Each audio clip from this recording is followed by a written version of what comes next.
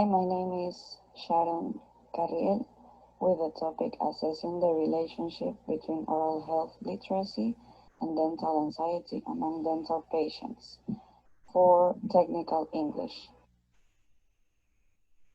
Definition: anxiety is defined as an unpleasant psychological state of intraphysic manifestation. Anxiety is a feeling of fear in which it is very difficult to recognize the cause that causes it, which exacerbates the anguish. This discomfort has played a major role in the evolution of the species, as a warning of environmental hazards and also as a defense mechanism. Anxiety is considered an adaptive response and, like other basic instincts, is triggered when immediate danger is detected.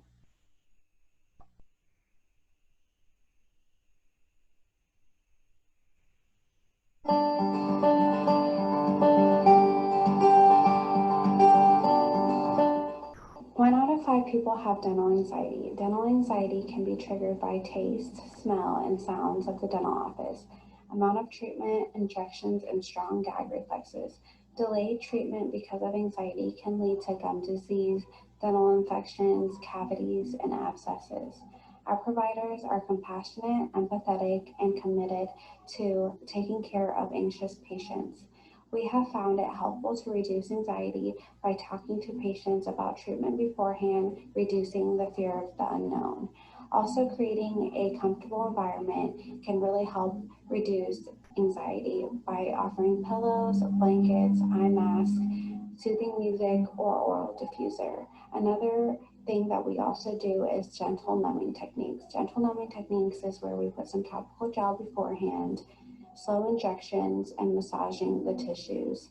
A device we use called the ice light also helps with strong gag reflexes by controlling the tongue. The last option is something we call sedation dentistry. And those are ways to reduce anxiety at a dental office.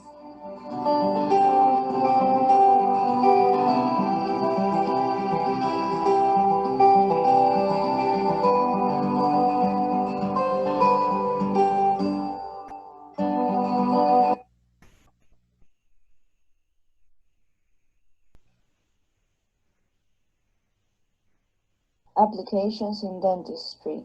Anxiety about dental treatment has been recognized as an important factor in patient care and can characteristically influence the quality of dental treatment that infant receives. It is known that its effects can persist into adulthood and lead to refusal to consult with the dental professional even when they are older. Various studies have been carried out on dental anxiety, making associations between it and other conditioning or predisposing factors such as socioeconomic level, infant's oral health profile, age and sex, yielding various interesting results. Economic level. Anxiety is linked to the socioeconomic level in which the infant develops, since the data collected suggests that those who belong to lower social classes are more predisposed to suffer dental anxiety. Sex and age. In relation to sex and age, there is controversy since studies affirm that female participants generate higher levels of anxiety versus other results that ensure that there is no relevance at these levels depending on sex, and the same thing happens with age.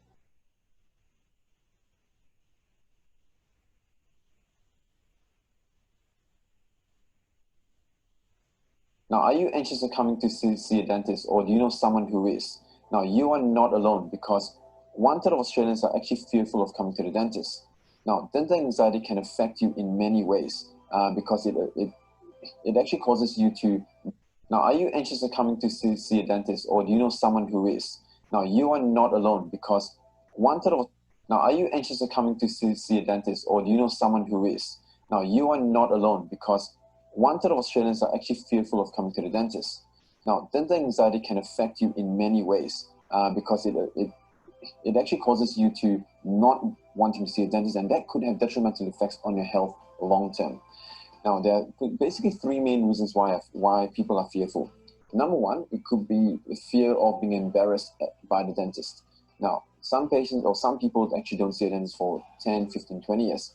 And they might think there could be a lot of things going on in their mouth. And they're just worried that they might be judged and they might be reprimanded by the dentist. Now, the second reason why people are fearful of coming to the dentist is because they're fearful of the pain, of the injections, the needles, the drilling, the noise. So these are things that can be easily avoided, and I'll explain to you how down the track. Now, the third reason why people are fearful of coming to the dentist is because they're fearful of the unknown. Now, they might be fearful of the cost, or they might be fearful of the amount of intensity the treatment might take, or they're fearful of what needs to be done to get the health from A to Z, meaning that, well, basically what it means is that they don't know what it takes to get the teeth from bad to good. So here are some ways to overcome your dental fear. Now, one way is to actually find a dental practice that has got an experience or has got special interest in dealing with anxious patients. Now, this has been such a widespread thing these days that I've been actually invited to speak on Channel 9 about 6 to 8 months ago. And the topic of this was to actually help patients overcome dental fear. So find a place who can understand your fear, your needs, because it's a very different need that you have. If you're fearful of coming to the dentist compared to someone who's got no issues coming to the dentist at all. Now, another way to actually help you overcome the fear would be to actually communicate this very clearly with the dentist from the outset. Because the clearer you communicate to the dentist, the better the result will be, because he will understand where you're coming from, what needs to be done, and allows him to actually, get to your needs and help you with that. Now, the third way to actually help you overcome your fear would be to have maybe a relaxation technique. For example, slow deep breaths when you're on a chair, or just focus your mind on something else that makes you happy, or even distract yourself by listening to some music so that you takes your mind away from what's being done in your mouth. Now, the fourth thing would be to actually find a place where you might be able to want to find a place where you can do sleep dentistry. So sleep dentistry is where you can be, knocked out, put to sleep, and the dentist will be able to get all the work done under one visit, and you're done. So that way, it allows you to overcome the initial anxiety, but then all you need to do is just a 6-monthly maintenance and recall. And I'm certain that once you've got a good experience, hopefully you can actually do the second or third visit without much anxiety. Now, to recap, these are the 4 things that can allow or helps you overcome your dental fear. Number 1, find a practice who understands your needs, and a practice that has a special interest in managing dental anxiety. A second way to help you overcome your dental fear would be to actually communicate this to your dentist so he can better serve you. And the more we know about your needs and your wants and fears, the better the outcome will be for you as well. Now, the third thing is to employ a type of relaxation technique where maybe breathe it slower, take slow deep breaths, listening to some music in your headphones, and essentially fourthly, find a place who can help you with getting things while you're asleep.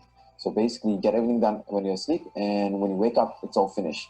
So so hopefully this video has helped you in terms of the ways to overcome your dental anxiety. And if you know someone who can benefit from this video, please feel free to share it with them, because it will be my honor to be able to help all our anxious patients out there.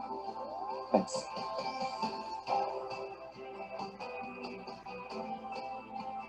Thanks for watching the video. I hope you've enjoyed it and you've gained some useful information out of it as well. Now, I'll be putting up new videos every single week, and if you'd like to see more of these videos, remember to click subscribe on the button, and I'll see you in the next video.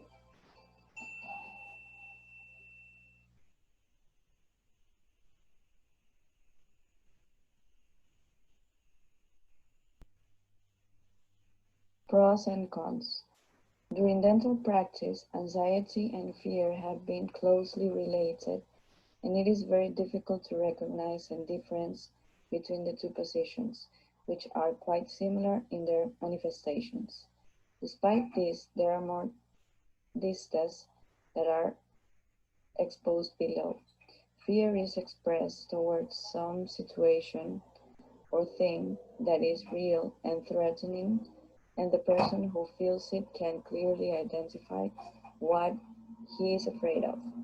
The same does not happen with an anxious behavior, since people are not entirely clear about what generates said anxiety or which are the reasons.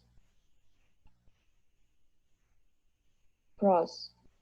Approximately 33.3% of dental professionals consider treating anxious patients to be a challenge in dental practice. As pros, the dentistry gets experiences and how to treat a patient with anxiety and fear, so they have a more legal medical consultation and the patient will learn to little anxiety.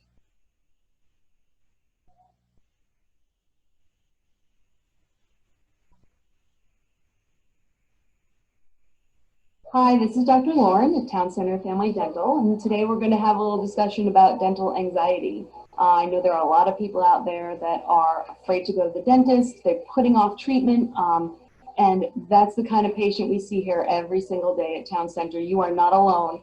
There are many people out there that are putting off going to the dentist and because it's scary. And I happen to have someone here who experiences those same feelings. So I'm going to introduce you to Angie. She's going to tell us a little bit about her experience. And Angie, take it away.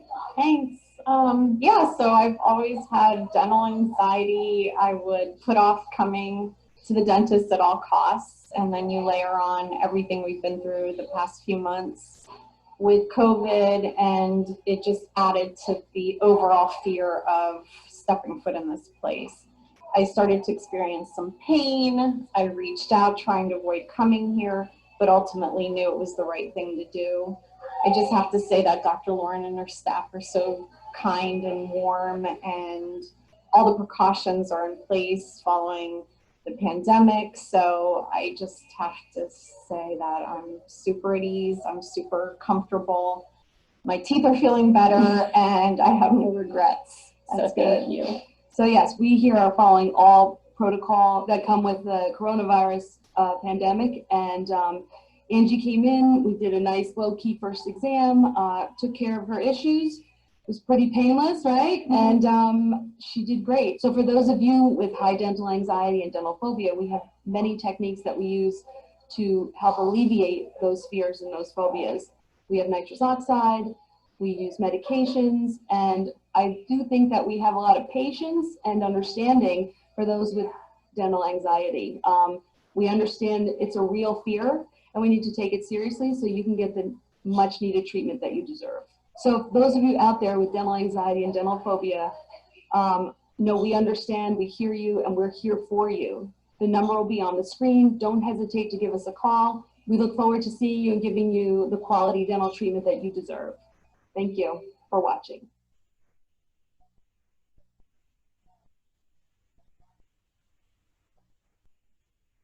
Cons.